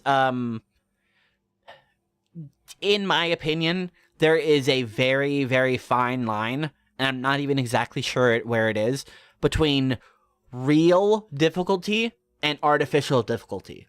Like, there is a very noticeable line, I just don't know where it is. Something that Mhm. I would easily define as artificial difficulty is, ooh, the enemy has more health and you do less damage. I'm like, oh, so I have to hit them more? The fight takes longer? That's not difficult. That's annoying. If Mhm. if I go up in difficulty and they throw 3 more enemies at me, I still do the same damage, they still have the same health. Great. Now I have a lot more to manage. I have to think differently. I have to plan accordingly. That is a really good indicator of difficulty and artificial difficulty. If they just big number go up and number go down, oh, cool. Wow. Oh, great. I'm playing math. Mhm. Yeah, I see what you're saying. It's sort of like the hard mode is separated by how bullet spongy the enemies are, and So if they were and just you know, really fast, then it means they're still doing the same. I still have the same amount of health. I can kill them just as quick. I just have to be quicker than them. It increases your reaction time. It increases the flow of the game. And again, you probably have to think differently because like the suicide guys are running at you, and if you're fighting, then you don't have time to just like, oh, okay, I'll just deal with him in a couple of seconds. So he's going to be at you in just a moment. yeah.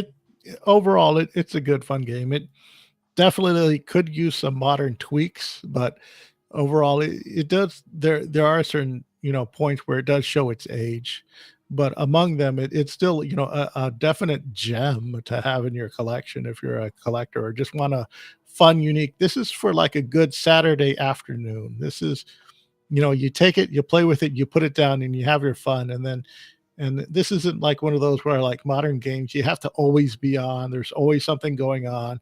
like the we're seeing now with the live service games. This was just sort of like a good afternoon one and done. This is more of the era of the rental where you rent it for a couple weekends and have your fun with it. And it definitely serves its purpose. I think to your credit to what you're saying, didn't feel like at all I was like committed to doing it. Like I obviously had to finish it before the show, so I had like a sort of deadline to it. But after I finished the last game, which was the Outer Worlds, which is a long RPG and lots to do and lots to talk about, I stopped to do another bonus episode because we didn't get enough into it.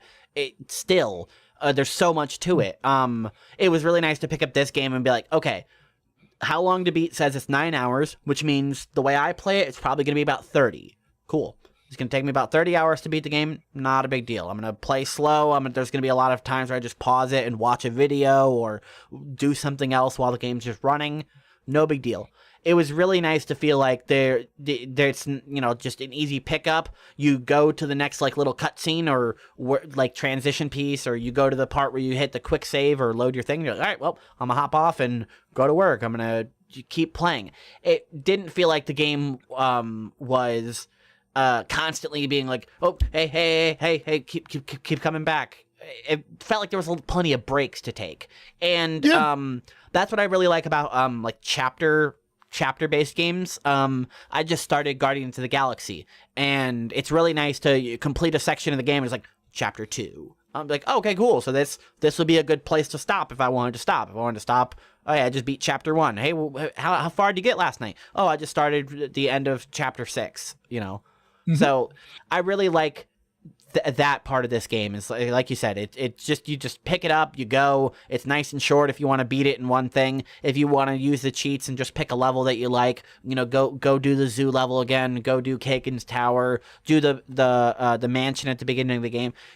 There's a lot to this game that I feel like it would be fun to replay because there's a shit ton of cheats, good amount of level variety, and other than the fill the bucket parts, there's not one way to solve combat. It's not like you just walk into combat and just like, oh, shoot that guy first, blow up this container, solve fight, So I feel like in the future, I wouldn't mind picking up this game again. I would have to have a reason to, because, I've already beaten it. But this would be definitely a game that if I had to pick up again, I'd be like, oh, man, I'm looking forward to that. Yeah. Yeah, it's definitely it's a good one and done, and the cheats, of course, add the level of replayability, like playing it with like certain cosmetic differences, like juggy mode and costumes, and the level select makes it more bearable. That if you hit like a place that you get frustrated with, you could just skip it, and that adds a lot of fun to it, So I think it's the God definitely mode adds a lot of fun too because you have unlimited ammo, so you can just go instead of being like a melee game, you can just walk around and just shooting everybody with your bullets, which is pretty cool. Or I guess just turn on the cheat for unlimited bullets instead, so you can actually take health damage still, which is nice. There's a variety of cheats. It's not just like one or two cheats. Like you sent me the list, and I was like surprised. I'm like, oh, this is like old school where there's like 20, 25 cheats. Yeah, and it's you don't have to feel guilty about it either because a lot of them are purely cosmetic, and it's just to make the game more playable, not to, you don't have to feel guilty about it. So we're getting to the point where we would normally try to wrap up, but I want to go over a couple of things before we do. What do you think about the story, like overall, of this game? I'd have to say this is a better story, story wise than the first one. The first one it's you're playing a slog. It's sort of a very long winding story, and like I said before earlier, the character doesn't match the world she's in. She doesn't match the time period because she's this punk rock girl in the 1940s, and it doesn't make sense. Yeah. In this one, she matches the world. She doesn't look any different than the enemies or the people that populate the world, which is, as far as implement, you only interact with like enemy characters. You don't really feel that the world is alive and populated But then given that you're in the recesses of the world, that's where you're gonna, encounter all this stuff. You very rarely ever see any non-combat NPCs unless they're, someone's victim or a dead body spewed someplace. So this isn't like one of those, it's not GTA where it's an open world type of thing. So it's sort of something different to get used to, but it's sort of a story that you're playing in. And I do like the story, how it's this sort of episode of, like, I describe it as like a television show. You're playing a TV series type of thing. I think the And I plot's really simple too. Like I said, it's just a Yeah. simple story. In at least in the second game, it's the base A plot is Rain wants revenge because her dad killed her mom. Mhm. Pretty simple story. So he's gonna go get Yeah. revenge, or she's gonna get revenge by killing her dad and his kids. Yeah. Yeah, and I think the third one is more of a Castlevania-esque type of installment where it's a side-scrolling, Oh, okay. Metroidvania type. So I haven't yet picked that up because I really don't play those types of games, but I'll probably give it a shot. I recently picked up, what is it, the Record of Lodoss, which is sort of another a Metroidvania type of game where it's based off of the anime, and you play Deedlit the elf doing fun stuff like that. And it's a different type of game. Every single entry into this is it's a different genre. So it's more like you're going along with the event. It's like the selling point is mostly the character, because a lot of these type of games, and for me this one stands out the most because you feel the most involved and invested in it, because Yeah, the other one. you're directly Yeah. influencing the story. Like you're Yeah. taking people out, you're doing objectives, you're doing a lot more directly. Absolutely, absolutely. You're literally the field operative for Brimstone. Yeah, and that's why I keep coming back to it, because it's good, and it's a fun romp for what it is, and I just enjoy it so much. So I have like lots of fun, and it's like I said, it's got the replayability, and I love playing my favorite scenes and levels and stuff like this, and having fun with it, and just seeing what I can get away with, and try to master all the combos and have fun with it, or just you know just put her in the nightgown outfit and then just go and just have fun, just slaughtering everybody, doing everything, and just all that kinds of fun. It's a good time waster and stuff like that. It's something that you could just get lost in, and just enjoy it just for the sake of enjoying it. And that's what I get out of it mostly. I'm glad you're so passionate about it because this is a really good series and I really like the lore overall. Like it's pretty cool. I'm seeing here that there is a couple of movies. Do you have anything to talk about with those? Are they related to the games at all? Uh, Ubo was one of the directors. He directed the Postal movie, which was Mhm. probably his only good movie.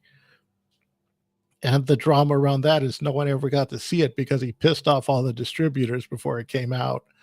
But other than that, to his credit, he directed a series of 3 BloodRayne films, and I watched them all, and they're all pretty much garbage.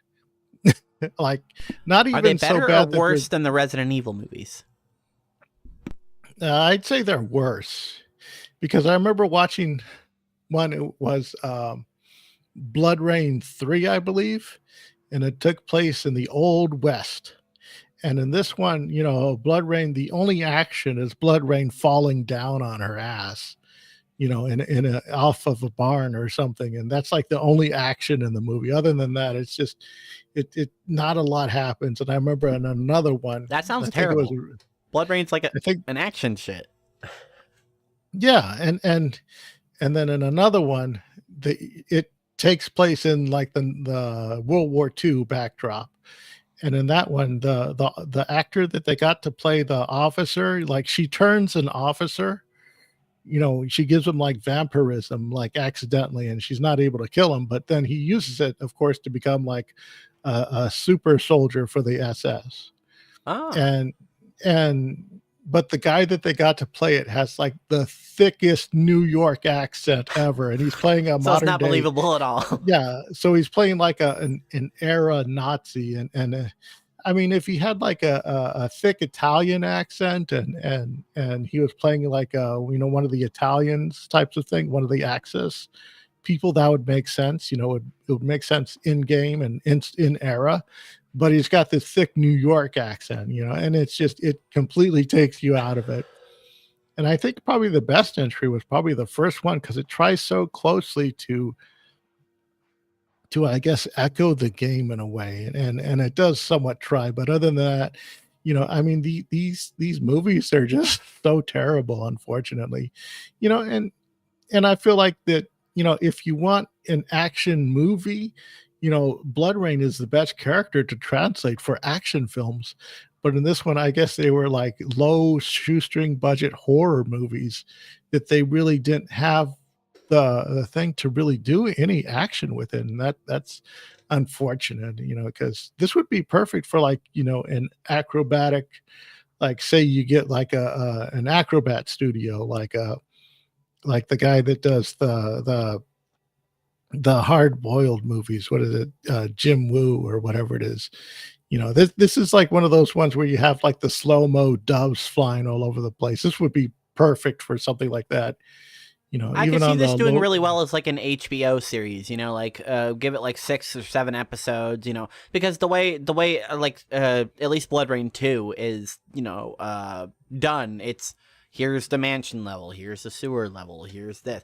So you could just, have it kind of just set piece episodes on it and do it kind of the way the Last of Us show did it, where each episode is most of the chapter that it's associated with the number, but it's a little bit into the next episode. So episode 1 of The Last of Us is chapter 1 of the beginning, or act 1, the beginning of the game, plus a little bit into the second one. Then the second one bleeds into the third, so on and so forth.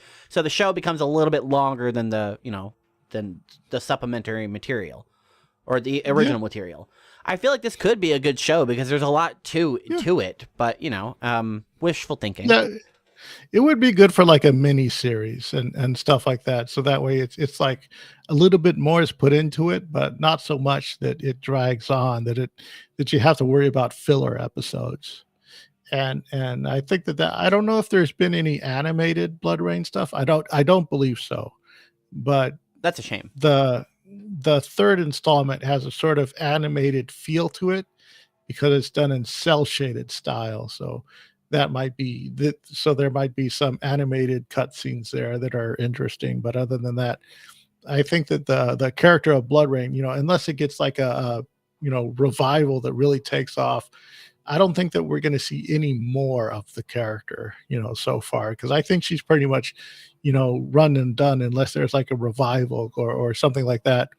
If someone picks her up, like right now, they currently picked up with Laura Croft. They're trying to revive the hell out of Laura Croft. And I feel like BloodRayne is another character. But given now everything is squeaky clean now in Hollywood, I don't know that they would touch her because she's got this, because she's the bad girl. Yeah. That is a shame. It's probably one of those IPs that's just going to sit around and collect dust, It's sad that there's so many of those sitting around that are pretty decent and, could see a decent revival. But, we're in the age of, well, we'll just stick with what works. Yeah. It's when whatever studio is probably ready to get dirty again. If anything, it's going to probably be like a Blumhouse or something like that, some sort of smaller independent that's going to probably pick that up because for BloodRayne to get as far as she did, she does carry that sort of independent flair about her. That's sort of like she's not kosher, she's not market ready, she's not for kids type of thing. And at the time, I guess video games was sort of like, it was sort of breaking out of that mold of being just for kids with precursors like Mortal Kombat and that stuff, upping the ante with having blood and violence in them. And I think now with the revival of horror movies, of horror gaming, with like what is it, what's the Dead by Dawn or Dead by Daylight, yeah, and various titles like that, where these games are having franchise characters like introduced into them, and there's like maybe like revivals. If she was to, she could probably be like a playable character in something else, and then Yeah. that could then lead on to a spin-off game of something. But it would be more like I would see them like having an already game format, and then they would just, tag her onto it.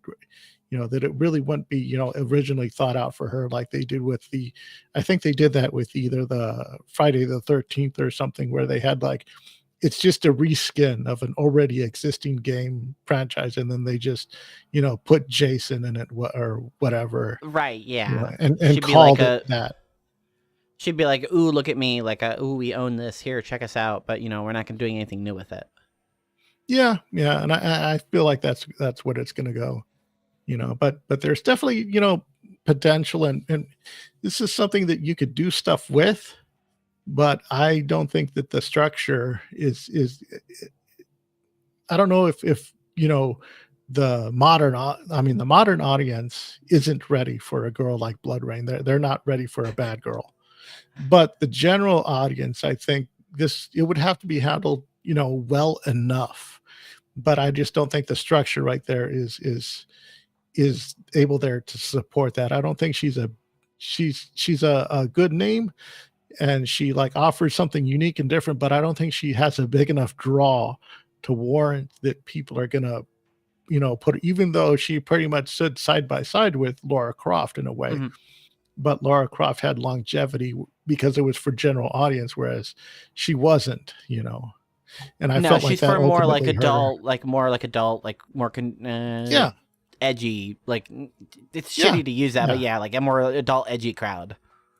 Yeah, yeah, when Edgy was actually cool, and I mean, because she's like the only character that had an official pinup, she was like an official pinup model, Hmm. and that's something that, I don't think any other character has had that, in an official con.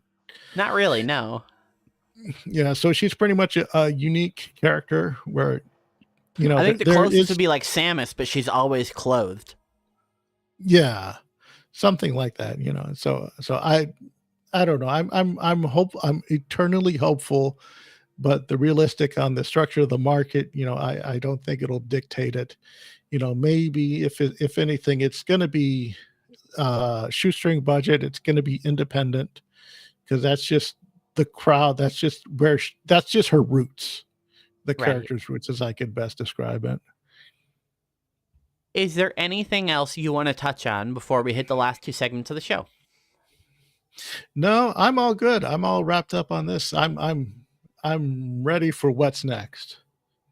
So, what would be your favorite part of BloodRayne 2? I'd have to say one of my favorite parts is sort of the aside from the like the one-liners, the what makes a corpse twitch, the fun stuff like that. It's always fun to break stuff, and this game in the it sort of, when I guess the graphics at the time, the engines at the time didn't handle breakable environments all that well. And there's tons of breakable shit in this game. And it was fun to just break stuff and to throw people into things. And they have like little death traps where there's so many things that you can impale people on. And that was the funnest part, was just seeing, how can I maximize the environment? How can I best use the environment to my advantage, and get, how can I get the most unique kill? How can I, because there's forklift hooks, there's debris all over the place with metal spikes all over, from like rebar spikes all over the Mhm. place. There's all these, there's uh, uh heads of rhinoceroses all over the place. There's, all this fun stuff. There's statues with spears on them that you could, and there's like bookshelves and fine china and stuff that's just ready to have someone tossed into it and broken apart. And that's what I loved most, was just breaking shit. There's so much shit to break. And when some of the gameplay implements you actually having to break stuff, that's what I loved most, was breaking shit. I think that's a fantastic answer, because that's not something I would have thought of at all, because um I'm obviously a little bit more of a modern gamer. I try to keep up with things. You know, I've got a pretty decent setup nowadays, so I can run the modern stuff as soon as it comes out. I'm ready to try Stalker 2 if I get some time. You know, I like the more modern stuff. So I'm used to things being like breakable. I'm used to, you know, like you hitting a wall and some paint chipping off permanently. You know, like maybe bullet holes don't stay forever, but you know, like I'm used to, you know, just regular damageable environments. So that's something I didn't even think of, but you're right, especially 2004, you know, like what would this have come out on? Let's see. The original would have come out on PlayStation 2, Xbox, and PC. Like, so, you know, like the original Xbox. So, yeah, for it having destructible environments and so much to it, there's like so much in this game that I overlooked that as just a possibility of it. But I think that's a really good answer because they have a lot of you were mentioning things that you could throw things into. Yeah, there's like statues with swords that you can throw enemies into, and then they'll get impaled and they'll bleed out as they despawn, and then you can throw more enemies into it. There's a segment of the fill the bucket where you had to throw enemies not into the bucket, but you had to throw them onto a spike, and then the spike would shoot air and launch the enemy into it. So, you know, there's a lot of interactable stuff, and I really do think that is a fantastic answer for you. So thank you for that. If I had to pick my favorite thing, it would just be I really wasn't expecting it to be such a story-based game, and I really enjoyed the full motion video cutscenes as well as it having like rendered mini cutscenes where, you know, it would actually happen live in engine.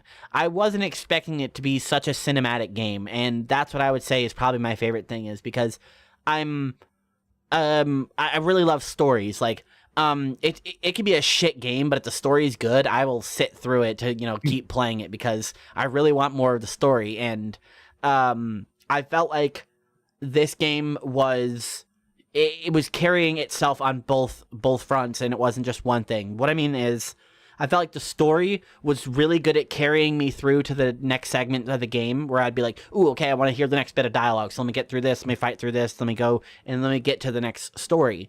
So the gameplay was carried by the story and vice versa, where I was enjoying the gameplay because I was like, oh, at the end of this, I get rewarded with the story. So after the gameplay or after the cutscene's done, I get to go to a new environment. I get to explore new things. Ooh, there's a new enemy. So just how much shit in this is, and just it being such a cinematic game for how old it is, blew me away. Like, honestly, I wasn't expecting it to be what it was, and it wasn't any negative to it. I was like, oh, it's just gonna be, you know, like, I don't know, clunky beat 'em up from 2004. Nope, it was way better than that. So Yeah. Thank you for the suggestion. I do remember when PS2 first came out, being blown away at in-game, in-engine cinematics. You know, it's like, oh, so we described it best as, oh, you're playing the cutscenes. And that was like a huge leap in graphics and stuff like this for us old fogies at the time, you know. And like I said, how side by side that you know, BloodRayne is sort of, you know, on par with Lara Croft. In this one, yeah, Lara Croft is a sexy built character, but her boobs aren't triangles, you know. So that's sort of a fun addition. All right. Well, I want to thank you for joining us. The last segment is always getting in some plugs. So why don't you tell everyone where they can find you and what you've been up to and what you will be up to? Let's see. I've been up to, you can find me on YouTube at Conspire Theory Podcast. Also on Instagram and Twitter at Conspire Theory, all one word. You can find me there. I'm always posting artwork. I'm always posting, you know, fun little segments. I run a paranormal interview show called Conspire Theory, where I talk about, you know, fun stuff like ghosts and aliens and fun shit like that. I think the episode that should come out after Thanksgiving, I'm interviewing Natasha from Cryptids, Creeps, and Conspiracies, and we talk about fun stuff on that show. My latest interview which is out now, is with Michaela Ford of Paranormal or What podcast. She was fun to talk to. It was like a lot of fun. At the S end of the interview, we talk about Doctor Who and fun stuff like that. So it's paranormal and stuff, but it's also entertainment and stuff like that. So there's always something fun going on, and I always like to talk about interesting, fun things, and it's a lot. It's a good time, and I'm glad to come on this show, and spread my wings and talk about video games and stuff like that because I grew up, on all these video games, and I used to be on a gaming podcast a long time ago, and it's great to sort of reflect, rework those muscles again to look at games in a sort of editorial light and get to talk about them on fun shows like yours. Well, thank you very much. I really kind of like the niche I'm carving over here because as far as like Hackverse related shows, I'm like the only one that is like, hey, this is completely non-related to anything even slightly, and it's just a big hobby that I have that occasionally I talk about Dabbleverse related things, but probably not usually.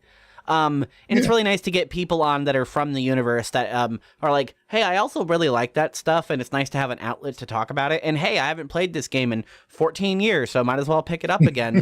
Like you said, talk about it analytically while also just going back to enjoy it for what it is. Because that's a big thing on my show here is I really like just talking about the games because that's my biggest hobby. It's my biggest passion. I really love games, and there's so much to them. There's so much variety, and there's such a beautiful art form that it's like the only real interactive form of media. Like you can go on social media, you can tweet, you can do that. You can like watch a movie, you can write reviews for it. You can, you can go out and you can play out in the yard, but there's not something that you're like watching while also interacting with and experiencing and getting like live feedback from. And that's why it's such a big passion for me. There's just like nothing like gaming. And it's nice to be able to just talk about it to people because it is. It's fun to play new things, and I'm so glad you introduced me to this. And for the next episode coming up, we haven't done a date for it. It's going to be a game called Disco Elysium, suggested by return guest Spurgsnake. It is a RPG I've never heard of that apparently has super good dialogue and a bunch of choices, and it's got a great art style. I took one look at it and I'm like, okay, I'm in. So that it's exciting to be able to play new things that I've never experienced as well as old things. So I really appreciate people like you coming on to expose the big gaps in my knowledge because I didn't have a PlayStation growing up. So you're like, hey, you go play Tomb Raider. I'm like, oh, okay, well, I mean, maybe I should because I've never fucking played any Tomb Raiders. So, it'd be nice to expand my horizon while helping lift up other people and being like, hey, you like gaming, go do it. Yeah. I don't know if you do any panel shows where you like if you ever have like a Dabbleverse scene panel show, I'd love to come on, and talk with like Tracker Andy and Hughesley and all that stuff about, gaming and fun stuff like that. So if you ever get that going in the works, I'd love to be a part of that. And it's always fun to be, a part of this scene and to, expect, because like a lot of people, everybody's into so much different stuff. And it's nice to, exercise a different set of muscles other than just laughing at stuttering John drooling on himself, Yeah, as much as I love doing that. But before we close the show, we have one comment coming in when we were talking about revivals.